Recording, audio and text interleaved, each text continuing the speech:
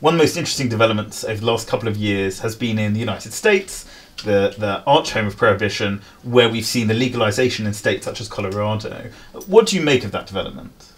Well, there's so many important things about it. One is the US, as we were saying, is the country that imposed this war on the rest of the world. So for it to be collapsing from within due to democratic votes from ordinary Americans could not be more powerful or encouraging to reform movements across the world. It's the reason why Latin America is speaking up. If the US had remained frozen in prohibition and threats, the US is still threatening people, but it's much harder for them to do it when they are themselves breaching all the kind of rules of the drug war. I think the most important thing about what's happening in Colorado, Washington, and Oregon is the same thing that happens everywhere I went where there has been reform on this, which is it's hugely controversial at first, people are really nervous, and then when people see the alternative in practice, support massively goes up. So, you had 55% of people in Colorado voted for legalization.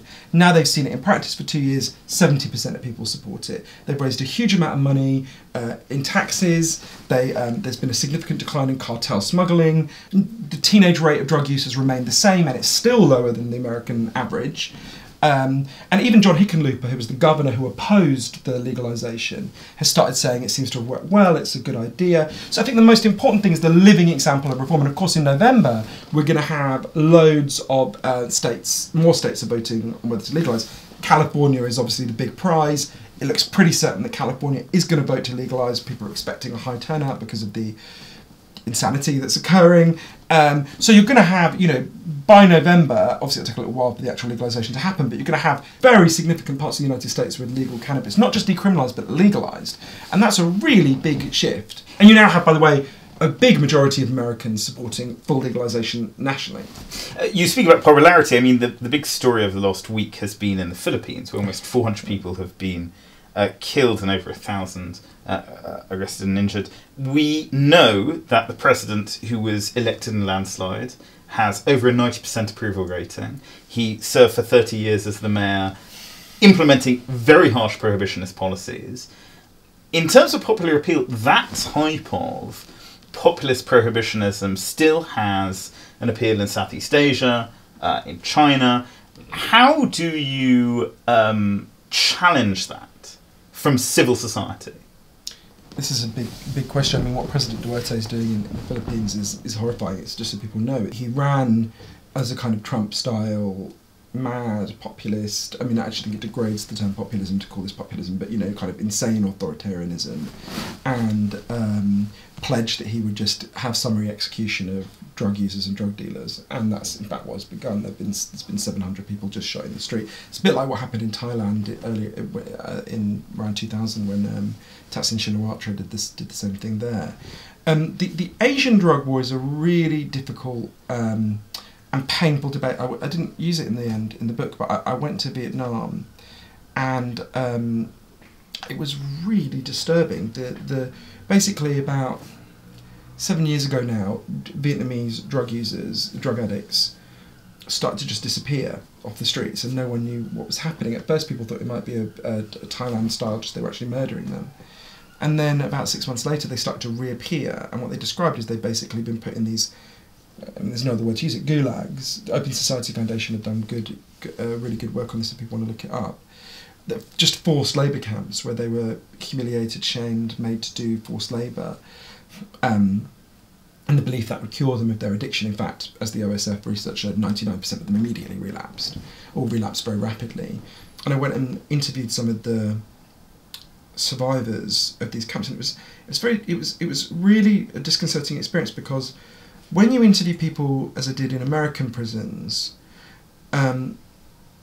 they're angry, they know that, not always, but often, they know that an injustice has been done to them, they know that they're in a kind of madness. In Vietnam, it took a while for me to really understand what the people were saying. They really thought they deserved it. They really thought they deserved to have been put in these forced labour camps, that they were disgusting people, that they were evil. And that was very challenging. That's my concern. That's very interesting. I mean, there's a double standard in terms of diplomacy, as you say, but there's also a double standard in terms of implementation. I mean, obviously, the United States you've written about, we've talked about how that doesn't get enough coverage in terms of the UK, in terms of the disparity between white and black arrests for possession of drugs, but also in France. Now, you've just written a really interesting piece for Open Democracy about the relation between jihadism and punitive drug laws. Can you just tell us a little about that? There's this weird thing about the French debate. So France is like the US and Britain in that basically middle-class white people think drugs have already effectively been decriminalised, and black people are. You go to the banlieue and you go to speak to the people, French people of African or Arab descent, and they are just constantly harassed. France has the most extreme drug laws in Western Europe. You can go to prison for 5 years for having a single joint. It's extraordinary, and people do get picked up the whole time. Constant harassment. So partly you have this effect where, and this, if you look at the biographies of the Kouachi brothers, the guy who did that horrific attack in Nice, almost all the young men French young men who've been carrying out these atrocious attacks, this is their formative experience of the police. It's being constantly harassed in a racist way, explicitly racist way. Police frequently use racist epithets towards these kids. So you have this incredibly racist drug war that makes their neighbourhoods feel like they're under military occupation. And these grotesque and disproportionate punishments. So you partly have that. That's a factor, right? Now, I don't want to overstate it. It's one of many, many factors. But it is a significant factor. Fabrice is very interesting talking about this. But so that's one thing that's going on. The second is, how are these people getting guns, right? How do the people who carried out the Bataclan massacre and the others? If you look at it, France has an incredibly intense war for drugs. So France is a huge drug, not coincidentally, it has the biggest drug war and also has the worst drug problems. Again, that's something you see all over the world because these policies not only don't work, they actually make the problems worse. So France has this very intense drug wars and the highest drug use in Western Europe. And when you ban drugs, they don't disappear. Obviously, they're transferred from doctors and pharmacists to armed criminal gangs. And those armed criminal gangs fight for the market. And France has an incredibly intense war for drugs. Marseille, it came to light, it's briefly got news coverage in France when Manuel Valls, the Prime Minister, was in Marseille, and a gunfight between rival drug gangs just broke out across the street. And at the moment, they thought it was a terrorist attack. They're like, no, just typical afternoon in Marseille, Yeah. So you have this huge networks of criminals, which these guys are all connected to through drug dealing, that then also supplies violence. It also means these young men grow up in a climate where violence is not only normalised, but actually necessary to operate in this market. And so they grow up with a training in violence, a training in how to use violence, a training in violence being normalised, a training in being made to think that you are a stranger within the society, that you are under siege, that you are, an enemy, an alien, people the police hate, people the police will crack down on really hard when white people don't get treated that way. So it just creates a toxic brew that feeds into this wider jihadism. It's not the main cause, it's not... I don't want to be simplistic about it, sure, but I do think it's a really significant factor. I think the British debate is rather depressing. A couple of weeks ago maybe just a week ago, I went on the Moral Maze to debate this, and oh god, you got a grilling, I think it's fair to say. Oh no, it didn't mind being challenged, but it's just the whole way the thing was framed. Yeah. As like, the debate here is drug use evil? You just think, really, are we still talking in this backward, childish way? But isn't this one of the problems that I think what you argue quite persuasively in the book and one that you hear drug reformers saying is that there is a strong, very powerful moral argument for reform, not least for the consequences of current policies in Latin American supplier countries. Isn't the problem here that reformers have not engaged in the language of ethics enough, and they've left the language of morality to prohibitionists like Melanie Phillips, who you're up against on the Moral Maze? I think there's something in that. At times it can be a bit like the the Brexit debate, where you had one side saying brown people are coming to rape and kill you, and you had the other side going, we don't give £350 million a week to the European Union, we give £200 million a week to the European Union, and just like you've got to see the disjunction between those two rhetorical modes is catastrophic for our side, right? And in the same way, if you've got someone like Melanie Phillips going, you believe in evil, and so going, actually to reply with a kind of technocratic thing, yes, going, well, actually, yes, we would save X million pounds. Yeah. Actually, no. The system that Melanie Phillips supports, and to be fair, there aren't that many prohibitionists in Britain who talk like her, is literally killing Yeah. enormous numbers of people. We had the highest number of deaths in Britain due to addiction-related causes in the last year we have figures for 2014 that we have ever had, right? More than 3,000 people, more people than died in the World Trade Center. Enormous numbers of those people would have lived if we'd done what Switzerland and Portugal have done. So I think the debate is complex because, firstly, and to be fair, Melanie Phillips does not represent the mainstream of the British drug debate at all. But although I accept that she is sincere and that she genuinely thinks people will be better off, and this is part of the frustrating thing about the moral debate.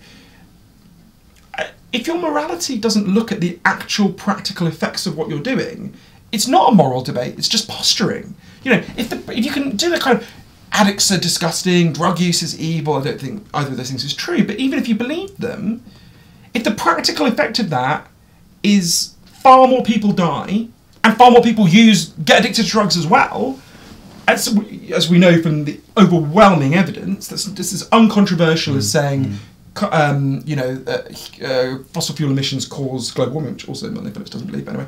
But if we acknowledge this is a global system of institutionalized cruelty that particularly disproportionately hits not just poorer people in developed societies, but largely those in developing societies who always take the brunt of it, is it not time for a sort of global abolitionist movement that makes primarily a moral case that we are taking part and voting for time and again a sort of an amoral global system? Absolutely, and I think that movement is forming. I mean, one of the most moving experiences I've had talking about the book was in Colombia.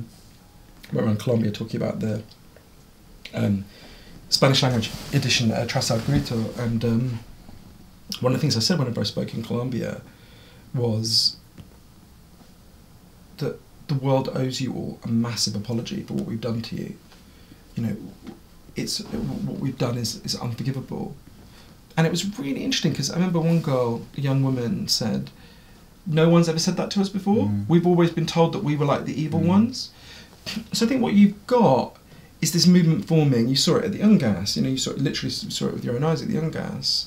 I think we have got a movement forming that is exactly saying that. This is not a debate between, on the one side the moral argument and on the other side a kind of pragmatic, oh well, we've got to accept evil. It's actually, I'll tell you what's profoundly immoral. What's profoundly immoral is to kill 200,000 people in the war for drugs in the last 7 years alone. What's profoundly immoral is to take the most vulnerable people in our society and condemn them to die horribly when they could live and have better lives and have their lives turned around. Those are and what's immoral also is to take drug users, most of whom, the vast majority of whom are not addicts, and punish them for something that's purely giving them pleasure and not harming anyone else when it's in a legal context. So I think the trifecta of immoralities involved in that, which I've seen, as you know, in so many countries now, that's a moral scandal, right? So finally, people watching, listening to this, what would you say to them in terms of getting them engaged to petition, to advocate for drug reform? It was really interesting. I've been to, I think, 15 or 16 countries, either the research for the book or talking about it. And the difference between the ones where they'd adopted reform and they had much lower levels of addiction, much lower levels of fatal overdose, much lower levels of violence in the places that had legalised, the difference between them and the places where it was a catastrophe was really simple. The places where it was better were the places where small numbers of people organised, banded together, and didn't give up. Colorado, why did Colorado legalise cannabis? To tell the story in Chasing the Scream of Mason Tavert, small group of friends in Colorado, 12 years ago now, just thought, you know what? We could get this on the ballot and we could persuade enough people here to do that. And people thought they were crazy, they were told they were kooks, there was only 10% support for legalisation, they were regarded as like loons, and they didn't give up, and they kept doing it, and they gave us our Berlin Wall moment. I tell the story of perhaps the most extraordinary person I've ever met, Bud Osborne, who was a homeless street addict in Vancouver, who started a movement for drug reform in Vancouver that has transformed Canadian law. It's about to lead to the fact that that Canada will be the first, second country after Uruguay to fully legalise cannabis again. movements on this work, and the thing that was most striking to me, one of the things lots of people have said to me in the time I've been promoting the book, since it's a year and a half now since it came out, it's very often TV people say to me, so who can we get to be on the other side? Who can we get to be the... It's really hard for them to find anyone who will defend the war on drugs in public. That's how hollow it is. They have to go to like the craziest Republican congressman, or, you know, a handful of right-wing commentators like Peter Hitchens, who I actually quite like. You know, so that this is a hollow policy. It is there to be taken down. But every day we don't do that, every day we don't form a movement, more people die, more people are butchered in Ciudad Juarez and in Cali, more people are stabbed in London in these fights between drug gangs, more people die of overdoses who should be living and should be alive and should be with us and should be having good lives. So the sooner we organise, the sooner... And actually, the encouraging thing about Britain, there's already a majority for legalising cannabis in Britain, right?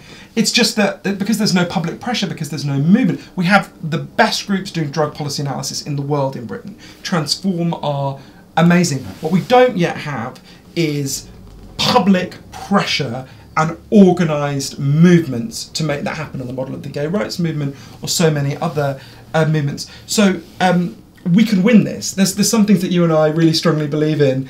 Well, I'm not sure that even if we did the most noble and best fight, we would win it. Global warming is one of them that's slightly problematic since we do need a planet. But, you know, like, I hope we can win, but I'm not sure. With this, if we fight, we will win. And the sooner we do it, the more lives we'll save. Anyone who wants any more information about the book, or to hear the interviews with lots of the people we've been talking about, you can go to www.chasingthescream.com. There's also, you can take a quiz to find out how much you actually know about drugs and the war on drugs, and other exciting things. There's also a list of, more importantly, a list of organisations that you can join if you want to be part of the fight to end this fucking awful war. Thank you. Yeah. Thanks very much, Ben. Enjoyed that.